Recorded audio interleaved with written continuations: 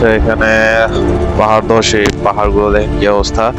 এই পাহাড় ধসের কারণে আপনার যান চলাচলটাও মানে সচল না। দেখেন যে সামনে বাস দাঁড়ায় আছে, আর এদিক থেকে পাহাড়ে যেই ভাঙা অংশগুলা আছে এগুলা এই যে আপনি দেখতেছেন সাইড হয়ে এগুলা পড়ে আছে।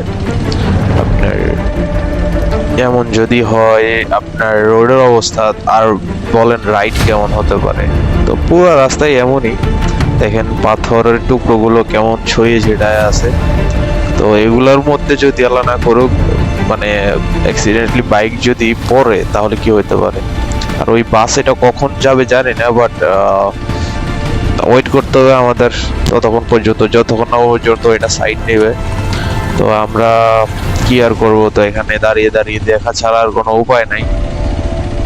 দেখি এটা কখন সরে, আর তখন আমরা মানে সামনে এগোতে পারবো আর কি। তো কিছুক্ষণ পরে একটু বাসটা সামনের দিকে আগালো, তো এখানে আমরাও আগালাম।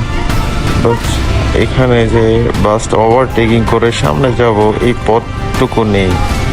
দেখতেছেন যে ছোট ছোট পাথর কণার জন্য আপনার বাস সামনে এগোতে পারতেছে না। তো আমরাও যে সাইড দিয়ে এগিয়ে যাবো এরকম অপশন নেই। তো এখানে পাহাড়ের ধ্বংসাবশেষের আপনার শেষ নেই। আপনার দেখেন কি অবস্থা। আমি ভাবতেছি এই যে এত উঁচু উঁচু পাহাড় থেকে যে পাহাড়গুলা ভেঙে নিচে পড়ে পাথরগুলা, এগুলা যদি মানে গায়ের উপরে পড়ে তাহলে কি হতে পারে একবার আইডিয়া করুন। মানে আপনার জায়গায় নেই, মানে এখানে আপনি সরে যাবেন এই সময়টুকু পাবেন না।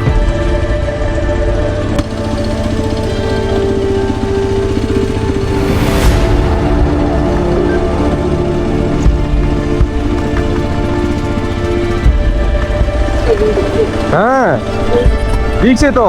আমার তো এমন হয়েছে যে মাত্র পাথর পড়ছে।